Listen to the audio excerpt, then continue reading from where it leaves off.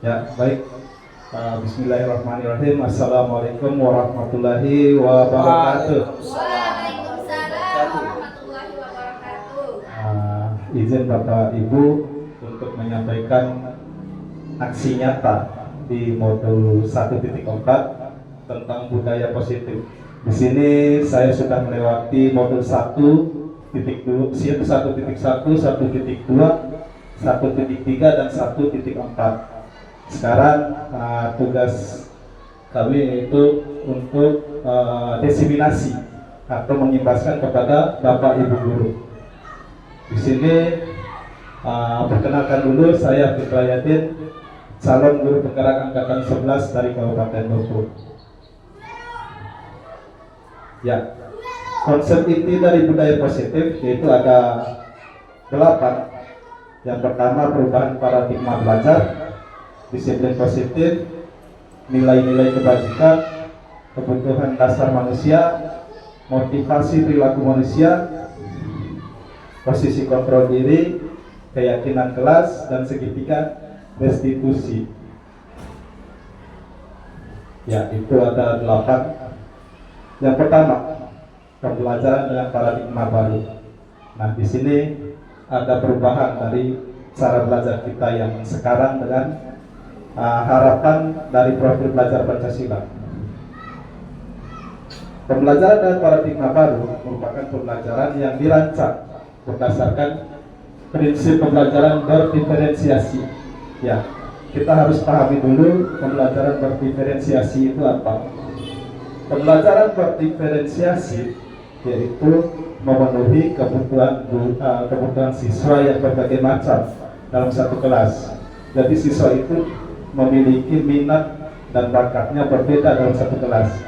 Ya, jadi bagaimana usaha kita sebagai guru untuk memenuhi kebutuhan siswa yang berbeda-beda. Itu yang dimaksud berdiferensiasi. Sesuai untuk mewujudkan profil pelajar Pancasila. Profil pelajar Pancasila di situ adalah beriman, bertakwa kepada Tuhan Yang Maha Esa, dan berakhlak mulia. Yang kedua, berkebinekaan global. Yang ketiga, bergotong royong. Keempat, kreatif. Kelima, bernalar kritis. Dan keenam, mandiri. Ya, ini miskonsepsi tentang teori kontrol. Ini yang sering kita lakukan, dan di modul ini kita diharapkan untuk berubah. Di sini miskonsepsinya itu ilusi guru untuk mengontrol murid. Yang kedua, ilusi bahwa kritik dan pembuat rasa bersalah mampu menguatkan karakter. Yang ketiga, ilusi bahwa semua penguatan positif, efektif, dan bermanfaat. Yang keempat, ilusi bahwa orang dewasa berhak memaksa. Nah, ini yang harus kita rubah, Bapak Ibu. Nah, mengubah paradigma stimulus. Stimulus ini adalah, ya, stimulus respon ini adalah perilaku kita yang kita lakukan kepada siswa saat ini. Yang harus kita ikuti adalah teori kontrol.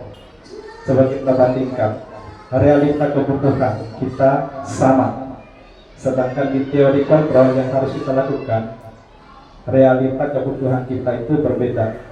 Yang kedua, semua orang melihat hal yang sama, sedangkan yang seharusnya itu setiap orang memiliki gambaran yang berbeda. Yang ketiga, kita coba mengubah orang agar berpandangan sama dengan kita. Ini sifatnya memaksa.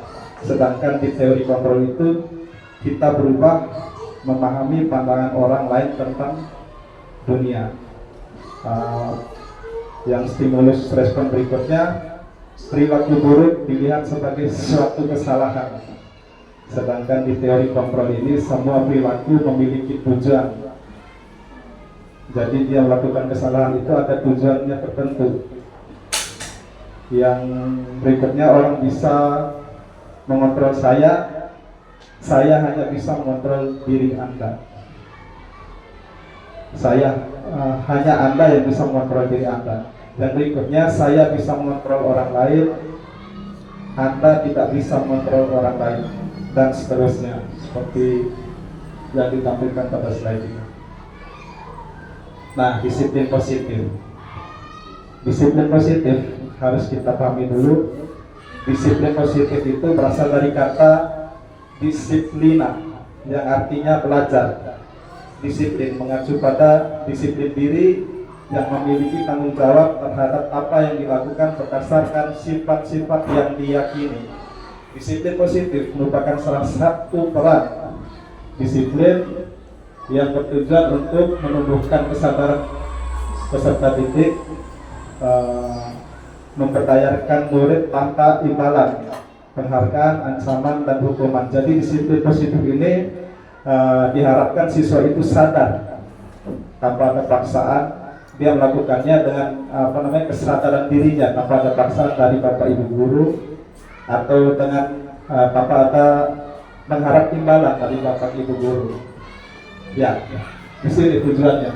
Sebagai pendidik, tujuan kita adalah menciptakan murid yang memiliki disiplin diri hingga mereka berperilaku mengacu pada nilai-nilai kebajikan universal dan memiliki motivasi intrinsik dalam perubahan perilaku ke arah yang lebih baik. Seperti yang Mata katakan tadi, jadi di mana kita ini mendidik siswa untuk sadar akan kedisiplinannya.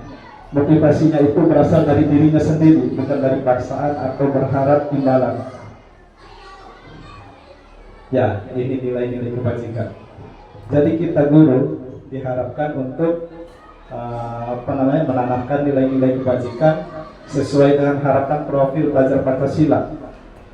Profil pelajar Pancasila itu mengharapkan siswa kita beriman, bertakwa pada Tuhan Yang Maha Esa, dan berakhlak mulia, mandiri, bernadar kritis, berkebinekaan global, bergotong royong, dan kreatif. Ya, kalau sesuai harapan IBO Primary Yes Program, ya harus dipahami dulu, Primary Yes Program ini adalah program untuk siswa yang umur 3 tahun sampai 12 tahun. Programnya itu ada guru program pendidikan matematika, program pendidikan sosial, sains, dan pendidikan olahraga. Ya, yang diharapkan yaitu nilai-nilai kebajikannya toleransi, rasa hormat, integritas, mandiri, menghargai, antusias, empati, keingintahuan, kreatif, kerjasama, percaya diri, dan komitmen. Yang berikutnya keterampilan hidup, percaya diri, lurus hati atau jujur, pendengar yang aktif, tidak merendahkan orang lain, memberikan yang terbaik pada diri. Ya, ini adalah nilai-nilai yang diharapkan akan muncul pada diri siswa nanti tanpa ada paksaan atau tanpa mengharap imbalan dari bapak ibu guru. Yang berikutnya, kebutuhan dasar manusia. Kebutuhan dasar manusia merupakan kebutuhan oleh manusia dalam menjaga keseimbangan baik secara fisiologis maupun psikologis. Hal ini tentunya bertujuan untuk mempertahankan kehidupan dan kesehatan. Abraham Maslow mengemukakan teori hierarki kebutuhan yang menyatakan bahwa manusia memiliki 5 kebutuhan dasar, yaitu kebutuhan fisiologi, kebutuhan harga diri, dan kebutuhan diri. Coba Mata tanya dulu, yang Bapak Ibu ketahui tentang kebutuhan dasar manusia apa saja? Coba sebutkan. Kesehatan, ya. Makan minum juga biasa itu kebutuhan. Ya. Ya, pangan, papan. Sekarang kita bahas kebutuhan dasar manusia. Benar yang dikatakan tadi Bapak Ibu bahwa membutuhkan pangan, pakan. Pangan, pakan itu atau makanan itu masuk dalam kebutuhan dasar manusia bertahan hidup. Yang kedua itu kasih sayang dan rasa diterima. Nah, ini yang harus diterapkan kepada siswa kita, bagaimana kita untuk memberikan rasa kasih sayang dan biar mereka merasa diterima dengan baik, sehingga mereka merasa kebebasan atau penguasaan dan merasa senang dalam mengikuti pelajaran. Itu 5 kebutuhan dasar. Selanjutnya, motivasi perilaku manusia.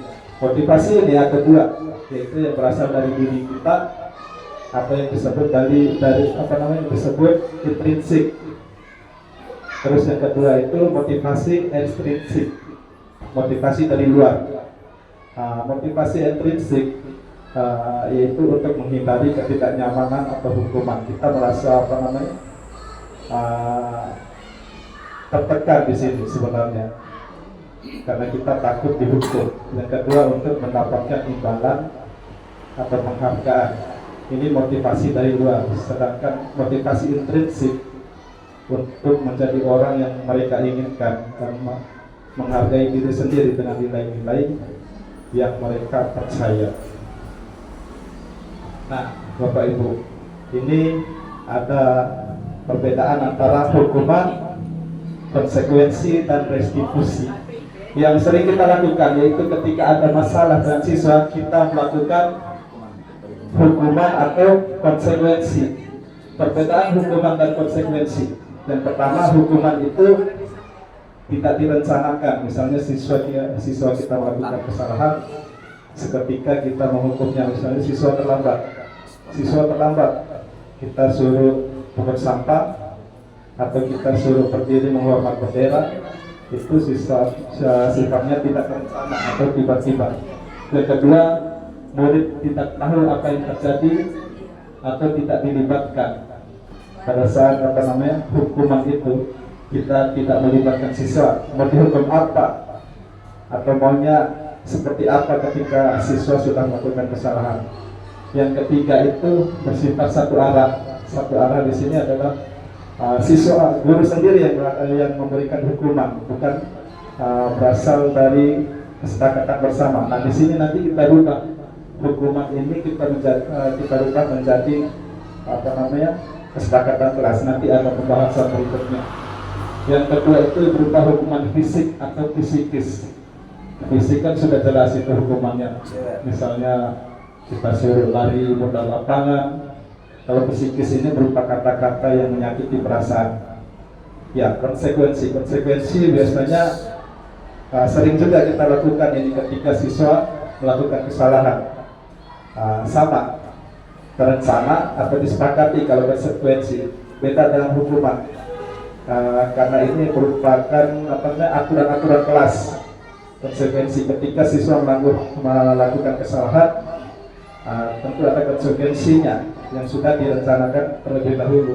Misalnya kalau siswa datang terlambat, siswa harus pungut sampah sebanyak 20 lembar. Nah, itu konsekuensinya. Yang kedua itu murid tetap dibuat tidak nyaman atau merasa terpaksa. Yang ketiga itu bersifat satu arah sama dengan hukuman. Yang keempat, sikap guru selalu memonitoring muridnya. Nah, kita sebagai guru di kurikulum Merdeka ini diharapkan untuk menjadi restitusi. Nanti ada segitiga restitusi, bagaimana cara menangani siswa yang bermasalah. Sebelumnya saya jelaskan dulu proses penciptaan kondisi bagi murid untuk memperbaiki kesalahannya. Ini adalah proses. Yang kedua, proses kolaboratif yang mengajarkan murid untuk mencari solusinya sendiri. Jadi siswa salah, siswa itu yang mencari solusinya untuk mengatasi masalahnya sendiri, kesalahannya sendiri. Oke. Nah, di sini ada posisi kontrol guru. Biasanya kita guru-guru itu ketika siswa salah langsung terhukum. Nah, coba kita pahami. 5 posisi kontrol guru. Ada penghukum, pemberi rasa bersalah, ada posisi kontrol sebagai teman, sebagai pemantau, dan posisi kontrol yang tinggi itu sebagai manajer. Lagi-lagi mengesahkan yang diharapkan oleh kurikulum Merdeka itu kita dijadikan posisi kontrol sebagai manajer. Nanti kita pahami bersama.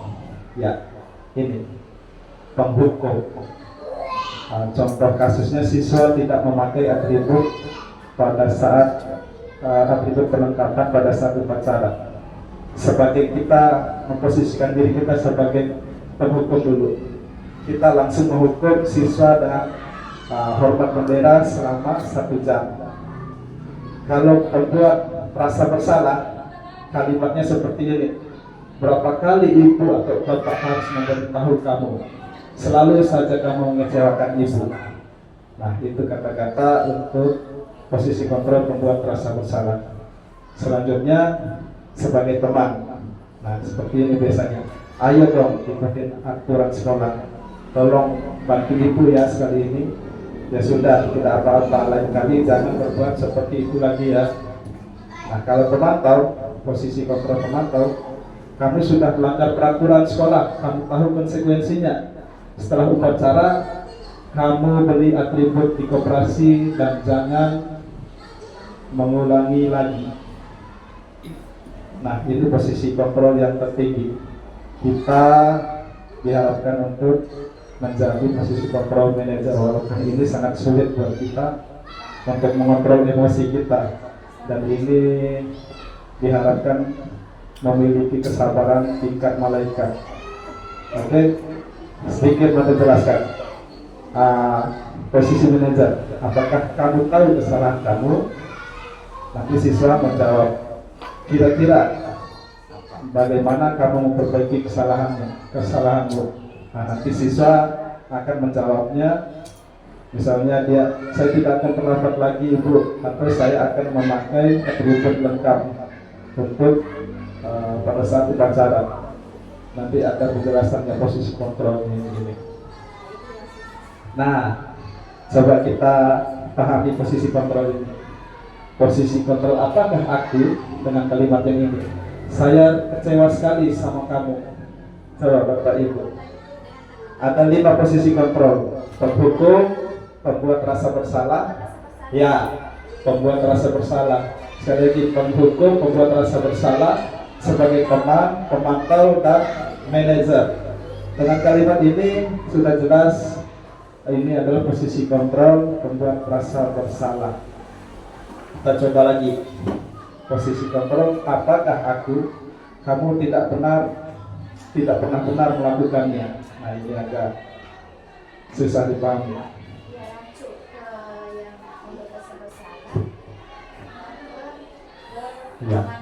Ya, rancu ya. Sebenarnya ini kamu tidak pernah benar melakukan kesalahan. Ini kita menghukum secara psikis. Ya, posisi kontrolnya ini adalah posisi kontrol menghukum. Jadi siswa itu merasa paling terbebani. Kenapa kita dilarang untuk melakukan posisi kontrol sebagai penghukum, apalagi dengan kekerasan verbal? Nanti siswa akan tertanam rasa dendamnya sampai mereka tua pun masih teringat sama kita bahwa kita sudah menghukum dengan kata-kata yang kasar. Ya. Yang berikutnya, posisi kontrol. Apakah apa rencanamu untuk menyelesaikan masalahnya? Ya, posisi kontrol manajer sesuai harapan kurikulum waktu itu. Ya, ayolah lakukan demi bapak atau ibu guru ya. Ya, posisi kontrol sebagai teman. Yang berikutnya, kamu tidak akan mendapat nilai kalau kamu tidak mengerjakan tugas.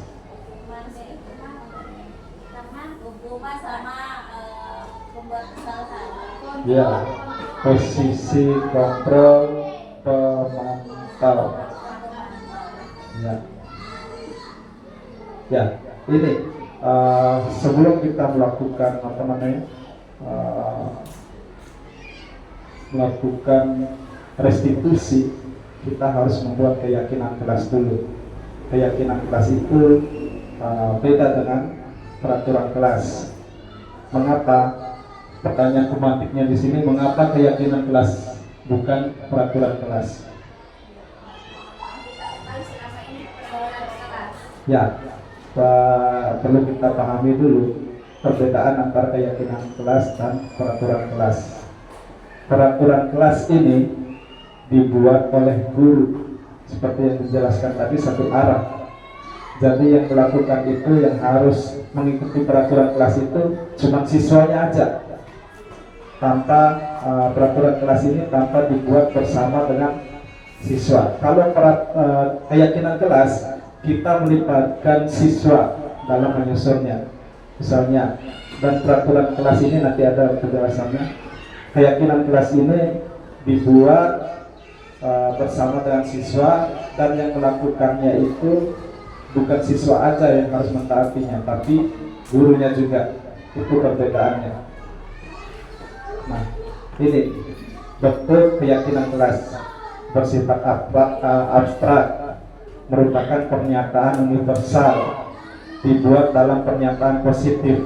Nah, di sini perbedaan antara keyakinan kelas dan peraturan kelas. Kalau keyakinan kelas dibuat dalam pernyataan positif, kalau peraturan kelas di situ biasanya tidak boleh membuang sampah sembarangan. Itu pernyataannya sudah bukan positif lagi. Kalau contoh dari pernyataan keyakinan kelas, siswa menjaga kebersihan. Nah, seperti itu. Terus dibuatnya sedikit saja agar gampang diingat, karena dia sifatnya bersifat universal. Ini seperti umum dia. Siswa harus disiplin, seperti itu. Umum dia disiplinnya disiplin waktu, disiplin kerapian, seperti itu. Kalau di peraturan kelas, misalnya disiplin kerapian itu siswa tidak boleh mengeluarkan baju. Nah, kalau di keyakinan kelas sifatnya universal atau umum dia. Sesuai kondisi kelas agar mudah diterapkan. Nah, seperti yang Anda katakan tadi, terakhir ini semua warga sekolah atau warga kelas dilibatkan. Itu keyakinan kelasnya. Mudah-mudahan Bapak Ibu bisa membuat keyakinan kelasnya nanti di kelasnya masing-masing. Ya, ini tadi segitiga restitusi yang Anda bilang tadi. Yang pertama itu menstabilkan identitas, yang kedua validasi tindakan yang salah, yang ketiga menanyakan keyakinan kelas. Nah, setelah kita buat keyakinan kelas, ketika siswa nanti ada yang bermasalah, kita lakukan seperti ini, menstabilkan identitas dulu pertama. Setiap proses dialog yang direncanakan oleh guru agar dapat menghasilkan murid yang mandiri dan bertanggung jawab. Oke. Selanjutnya, nah di sini untuk menstabilkan identitas berdasarkan prinsip membuat kesalahan adalah bagian dari proses pembelajaran. Menstabilkan identitas. Di sini kalimatnya yang biasa digunakan guru-guru itu biasanya berbuat salah itu wajar. Terus tidak ada manusia yang sempurna. Ibu juga pernah melakukan kesalahan kok. Ibu tidak mencari siapa yang salah, tapi ibu mencari solusi dari permasalahan itu. Dan kalimat berikutnya, kamu berhak merasa begitu. Dan ini untuk menstabilkan identitas. Jangan kita langsung ketika siswa salah langsung kita hukum, kita stabilkan dulu. Yang kedua, ya memang susah. Butuh kesabaran tingkat malaikat tadi seperti yang Mata bilang. Validasi tindakan yang salah. Validasi tindakan yang salah. Ini kalimatnya biasanya kamu pasti punya alasan melakukan hal itu. Misalnya siswa kita memukul temannya, kita tanyakan dulu kenapa, kita validasi dulu. Kamu pasti punya masalah melakukan hal itu. Yang berikutnya, padahal kamu bisa melakukan yang lebih buruk dari ini ya, kamu patut bangga karena kamu telah melindungi sesuatu yang penting bagimu. Tadi siswa memukul temannya atau merampas punya, saling rampas, ternyata dia itu melindungi punyanya sendiri, mempertahankan. Yang berikutnya, kamu melakukan ini karena kamu mempertahankan sesuatu yang penting bagimu. Nah, itu validasi tindakan yang salah. Yang ketiga, nah ini setelah kita membuat keyakinan kelas, ketika ada siswa yang bermasalah, kita tanya keyakinan kelas apakah yang kamu langgar, ya. Yang berikutnya, nilai-nilai apa yang telah disepakati bersama, dan kamu ingin menjadi orang seperti apa kalau kamu melanggar peraturan ini, dan kamu mau jadi orang apa, seperti apa kalau kamu sudah menjalankan keyakinan kelas yang telah disepakati. Nah, sudah, terima kasih. Nah, harapan dari modul ini kita bisa menerapkan budaya-budaya positif yang telah Wanda sampaikan. Semoga nanti bermanfaat untuk Bapak Ibu. Lebih dan kurangnya mohon maaf. Assalamualaikum warahmatullahi wabarakatuh.